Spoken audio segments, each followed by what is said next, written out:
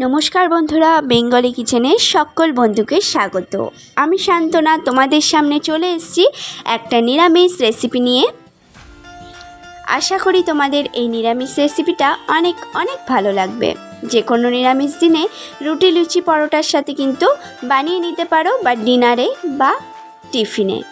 তো দেখো, কাবলি ছোলাগুলোকে আমি ভিজিয়ে রেখেছিলাম, একটু গরম জলেই ভিজিয়েছিলাম। এবার দেখো ভালো করে একটু ধুয়ে নেব। একদম ফুলে বড় বড় হয়ে গেছে, মানে কাবলি চানাটা একদম পারফেক্টলি ভিজে গেছে। কাবলি ছোলা সিদ্ধ হতে একটু সময় লাগে। আমি প্রেশার কুকারেই এটাকে সিদ্ধ করব। তো দেখো, প্রেশার কুকারে কিছুটা জল দিয়ে আমি প্রেশার কুকারের জলটাকে একটু গরম করে নেব। তারপরে আমি ছোলাগুলোকে দিয়ে সিটি মারব, কেননা ঠান্ডা জলের মধ্যে যদি আমি গরম জলে ভেজানো চানাটা দিয়ে দিই তাহলে কিন্তু আধ সিদ্ধ হয়ে যাবে, ভালোভাবে সিদ্ধ হবে না। তার জন্যই আমি একটু গরম জল করে নিয়েছি। তারপরে চানাগুলোকে দিয়ে 4-5টা সিটি মেরে নেব। তো দেখো, চানাগুলোকে আমি প্রেশার কুকারে দিয়ে দিয়েছি। এবার ঢাকনাটা আটকে নিচ্ছি আর গ্যাসটাকে লো টু মিডিয়ামে দিয়ে 4-5টা সিটি দিয়ে নেব। তাহলেই এই চানাগুলো পারফেক্টলি সিদ্ধ হয়ে যাবে। তো দেখো, চানাগুলো আমার সিদ্ধ হয়ে গেছে। আমি প্রেশার কুকারটা খুলে দেখিয়ে দিচ্ছি। তো দেখো, সিদ্ধ হয়ে গেছে। এবার আমি জলটাকে ঝরিয়ে শুধু ছোলাগুলোকে একটা চুবড়ির মধ্যে রেখে দেব। তো চলো পরবর্তী স্টেপে চলে যাওয়া যাক। এখানে কড়ার মধ্যে 2 চামচের মতো সাদা তেল দিয়েছি। চাইলে তোমরা এটা সর্ষের তেলেও বানাতে পারো, কোনো অসুবিধা নেই। আমি সাদা তেলেই বানাচ্ছি আর খুব কম তেল মশলাতেই বানাবো। তো দেখো, এখানে আলু কেটে নিয়েছিলাম। আলুটার মধ্যে একটু লবণ, একটু হলুদ দিয়ে একটু লালচে রং ধরিয়ে আলুটাকে আমি ভেজে নেব। তো দেখো, এইভাবেই ভেজে নিচ্ছি। আমার সমস্ত পুরনো বন্ধুদের অনেক ধন্যবাদ, অনেক ভালোবাসা যারা আমার পাশে আছো। আর যারা নতুন বন্ধু চ্যানেলে আসছো, বারবার করে রিকোয়েস্ট করছি ফুল ভিডিও ওয়াচ করো। আর যদি ভালো লাগে অবশ্যই চ্যানেলটাকে সাবস্ক্রাইব করে পাশে থাকা বেল বাটনটা প্রেস করে রেখো। তাহলে যখনই কোনো নিত্য নতুন রেসিপি শেয়ার করব তখন সেটা নোটিফিকেশানের মাধ্যমে তোমাদের কাছে পৌঁছে যাবে। আর অবশ্যই করে কিন্তু তোমাদের চেনা জানা ফ্রেন্ডদের সাথে আমার ভিডিওটাকে শেয়ার করে দিও, তাহলে কিন্তু তারাও দেখতে পারবে। আর অবশ্যই এই ঘরোয়া রেসিপি আমি যেভাবে বানাই নিত্য নতুন ঘরোয়া জিনিসপত্র দিয়ে, সেটা কিন্তু তাদের কাছে পৌঁছে যাবে এবং তারাও খুব হেল্পফুল হবে। তো দেখো, মাঝখানটাকে ফাঁকা করে, মানে আলুগুলোকে ভাজা হয়ে গেছে, আলুগুলোকে সরিয়ে মাঝখানে একটু গোটা জিরে ফোড়ন দিয়েছিলাম। তারপরে একটু 1 চামচের মতো আদা দিয়ে ভালো করে একটু ভেজে নিয়ে তার মধ্যে দিয়ে দিয়েছি একটা গ্রেটারে গ্রেট করা টমেটো। এবার এটাকে সুন্দর করে একটু কষিয়ে নিতে হবে। এই মশলাটাকে যত সুন্দর করে কষানো যাবে ততই কিন্তু এই নিরামিষ ঘুগনির টেস্টটা অনেক গুণ বেড়ে যাবে। তো দেখো, ভালো করে সুন্দর করে কষিয়ে নিয়েছি। এবার যাতে মশলাটা পুড়ে না যায় তার জন্য আমি কিন্তু একটু জল দিয়ে দেবো। এবার যে আমাদের মশলা রয়েছে, যেমন হলুদ গুঁড়ো পরিমাণ মতো, ধনে গুঁড়ো দিচ্ছি 2 চামচের মতো, আর এখানে জিরে গুঁড়ো 1 চামচের মতো আমি অ্যাড করব।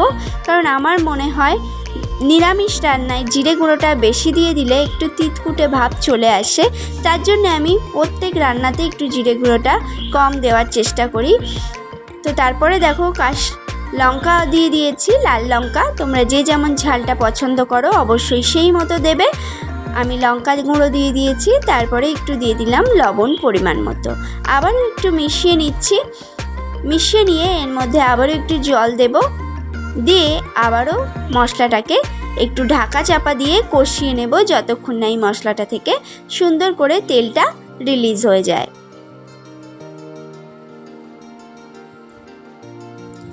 দেখো, মশলাটা কত সুন্দর কষা হয়েছে, ওপর দিয়ে তেলটা ছেড়ে দিয়েছে। এবার আবারও একটু নেড়ে চেড়ে মিশিয়ে নিচ্ছি। এর মধ্যে আমি 3টে কাঁচা লঙ্কা দেব। কাঁচা লঙ্কার ফ্লেভারটা এই নিরামিষ ঘুগনিতে কিন্তু খুবই ভালো লাগে, তার জন্য আমি 3টে কাঁচা লঙ্কা দিলাম। আর যেহেতু নিরামিষ ঘুগনি সেহেতু কিন্তু একটু চিনি দিতেই হবে, এটাকে অ্যাভয়েড করলে হবে না, কারণ নিরামিষ জিনিস একটু মিষ্টি মিষ্টি না হলে কিন্তু খেতে ভালো লাগে না। আর দিয়ে দেব একটু কাসুরি মেথি। আবারও একটু নেড়েচেড়ে মিশিয়ে নিচ্ছি। মিশিয়ে নিয়ে যে কাবলি চানাগুলো সিদ্ধ করে রাখা ছিল সেই কাবলি চানাগুলো দিয়ে আবারও একটু কষিয়ে নিতে হবে। দেখো আমি কিন্তু জলটা ফেলে দিয়েছি, চাইলে তোমরা এই ছোলা সিদ্ধ করা জলটাও কিন্তু এই ঘুগনির মধ্যে ব্যবহার করতে পারো, কিন্তু আমি ফেলে দিয়েছি। আজকের রেসিপি কেমন লাগলো অবশ্যই কমেন্টে গিয়ে আমাকে কিন্তু জানাতে কেউ ভুলো না।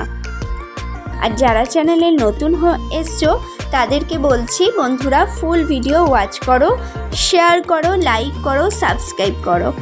আমিও থাকবো তোমাদের পাশে ঠিক সময় মেনে। তোমাদের পরিবার থেকে অবশ্যই আমি ঘুরে আসবো, তোমাদের সাথে পাশে থাকবো। তোমরাও থেকো আমার চ্যানেলের পাশে, কেননা আমাদের এই ছোট্ট চ্যানেলটাকে এগিয়ে যাওয়ার জন্য কিন্তু আমাদের সকলের হেল্পের প্রয়োজন। তো আমরা যদি সবাইকে হেল্প করি তাহলে কিন্তু আমাদের এগিয়ে যেতে খুব একটা সময় লাগবে না। তো দেখো ঢাকনাটা খুলে নিয়ে আমি দুটো এলাচ ভেঙে আমি দিয়ে দিয়েছি, যাতে এলাচের ফ্লেভারটা পুরোপুরি অ্যাড হয় এই চানার মধ্যে, তাই আমি ঢাকা চাপা দিয়ে একটু রান্না করে নিলাম। তো দেখো ঢাকা খুলে নিয়েছি। এবার এর মধ্যে দিয়ে দেবো বেশ খানিকটা ধনেপাতা কুচি। আর অবশ্যই নিরামিষ রেসিপি যেহেতু এখানে 1 চামচের মতো ঘি কিন্তু আমরা ব্যবহার করব, তাহলে এই নিরামিষ রেসিপির স্বাদটা আরও দ্বিগুণ বেড়ে যাবে। তো দেখো মিশিয়ে নিচ্ছি। এবার দিয়ে দেবো এর মধ্যে একটু ঘি, তাহলেই আমার রেসিপি একদম কমপ্লিট হয়ে যাবে। যে কোনো দিন রাত্রে বা ডিনারে বা টিফিনে বানিয়ে নিতে পারো এই নিরামিষ ঘুগনি, বা রুটি লুচি পরোটার সাথেও কিন্তু সার্ভ করতে পারো যে কোনো দিন যে কোনো সময়। আশা করি তোমাদের অনেক ভালো লাগলো আজকের রেসিপি। দেখা হবে নেক্সট রেসিপিতে। সকলে খুব ভালো থেকো, সুস্থ থেকো।